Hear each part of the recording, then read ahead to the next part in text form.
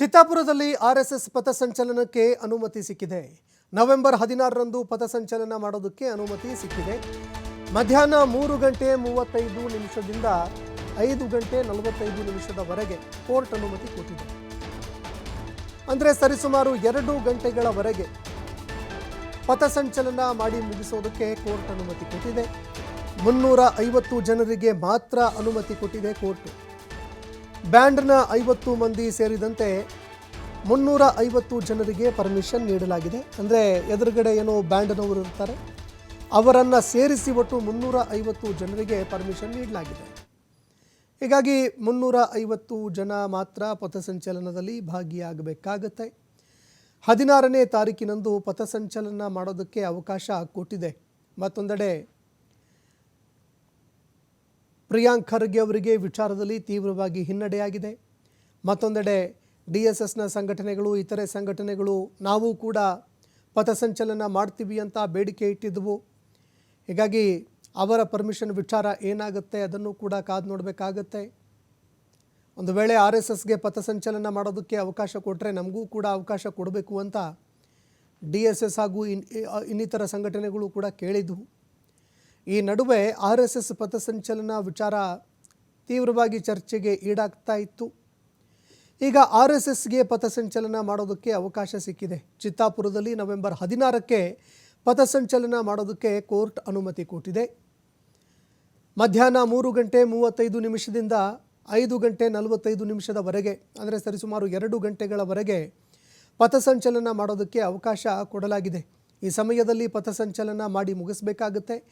350 ಜನರಿಗೆ ಮಾತ್ರ ಪರ್ಮಿಷನ್ ಇರುತ್ತೆ. ಬ್ಯಾಂಡ್ನ 50 ಜನ ಜೊತೆಗೆ 350 ಜನ ಪಥಸಂಚಲನ ಮಾಡೋದಕ್ಕೆ ಅವಕಾಶ ನೀಡಲಾಗಿದೆ.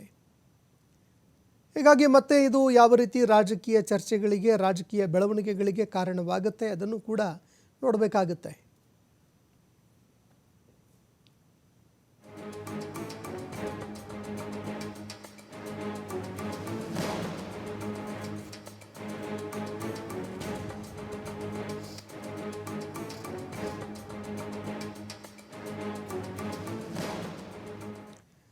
ಇನ್ನು ಚಿತ್ತಾಪುರದಲ್ಲಿ ಪಥಸಂಚಲನ ಮಾಡೋದಕ್ಕೆ ಕೋರ್ಟ್ ಅನುಮತಿ ಕೊಟ್ಟಿದೆ. ಪಥಸಂಚಲನದಲ್ಲಿ ಚಿತ್ತಾಪುರದವರು ಮಾತ್ರ ಇರಬೇಕು. ಕೋರ್ಟ್ ಅನುಮತಿ ಬಗ್ಗೆ ಸಚಿವ ಪ್ರಿಯಾಂಕ್ ಖರ್ಗೆ ಪ್ರತಿಕ್ರಿಯೆ ಕೊಟ್ಟಿದ್ದಾರೆ. ಶಾಂತಿ ಸಭೆಯಲ್ಲಿ ಬಿಜೆಪಿಯವರು ತೀವ್ರವಾಗಿ ಗಲಾಟೆ ಮಾಡಿದ್ರು. ಇನ್ನೊಮ್ಮೆ ಪ್ರಯತ್ನ ಮಾಡಿ ಅಂತ ಹೇಳಿದ ಮೇಲೆ ಸಂಧಾನ ಮಾಡಲಾಗಿತ್ತು. RSSನವರು ಸರ್ಕಾರಕ್ಕೆ ಗೌರವ ಕೊಟ್ಟು ಅನುಮತಿ ಕೇಳೋದನ್ನು ಪ್ರಾರಂಭ ಮಾಡಲಿ. ಅಹಿತಕರ ಘಟನೆಗಳು ನಡೆದಿದ್ದೇ ಆದರೆ ಅವರೇ ಜವಾಬ್ದಾರಿಯಾಗಬೇಕಾಗತ್ತೆ ಅಂತ ಕೋರ್ಟ್ ಹೇಳಿದೆ. ಸಂವಿಧಾನ ಕಾನೂನನ್ನು ಗೌರವಿಸೋದನ್ನು ಕಲಿಯಲಿ ಅಂತ ಟಾಂಟ್ ಕೂಡ ಕೊಟ್ಟಿದ್ದಾರೆ.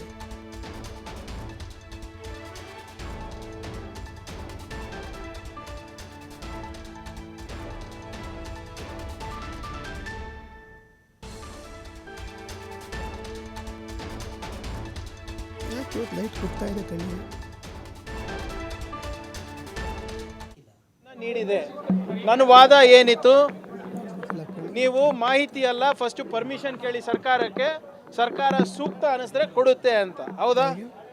ಈಗ ಅಲ್ಲಿನ ವಾತಾವರಣ ನೋಡ್ಕೊಂಡು ಮೊನ್ನೆ ಈಗ 1 ತಿಂಗಳ ಹಿಂದೆ ಆಗ್ಬೇಕಾಗಿತ್ತು. 1 ತಿಂಗಳು ವಾತಾವರಣ ಸರಿ ಇಲ್ಲ ಅಂತ ಹೇಳಿದ್ಮೇಲೆ ಪೀಸ್ ಕಮಿಟಿಂಗ್ ಮೀಟಿಂಗಲ್ಲೂ ಕೂಡ ಬಿಜೆಪಿ ಅವ್ರು ಗದ್ದಲ ಮಾಡಾದ್ಮೇಲೆ ಹೈಕೋರ್ಟ್ ಅವರು ಇಲ್ಲ ಇನ್ನೊಮ್ಮೆ ಪ್ರಯತ್ನ ಮಾಡಿ ಅಂತ ಹೇಳಿದ್ಮೇಲೆ ಸಂಧಾನ ಮಾಡ್ಕೊಂಡು ಈಗ ನಾವು ಅನುಮತಿಯನ್ನ ಕೊಟ್ಟಿದ್ದಾರೆ. ಯಾರ ಅನುಮತಿ ಕೊಟ್ಟಿರೋದು? ಸರ್ಕಾರ ಷರತ್ತುಬದ್ಧ ಹಾಕಿ. ಈಗ RSSನವರು ಮಾಹಿತಿಯನ್ನ ಕೊಡೋದು ಬಿಟ್ಟು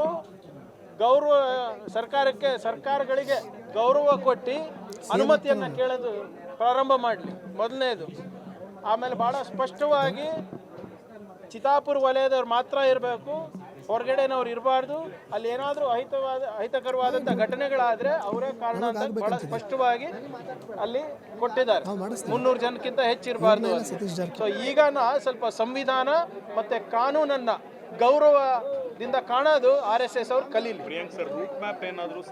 ರೂಟ್ ಮ್ಯಾಪು ಕೂಡ ನಾವೇ ಮಾಡಿಕೊಟ್ಟಿರೋದು, ಎಲ್ಲಿ ಸಾರ್ವಜನಿಕರಿಗೆ ಗೊಂದಲ ಆಗಲ್ಲ ಅಂತ.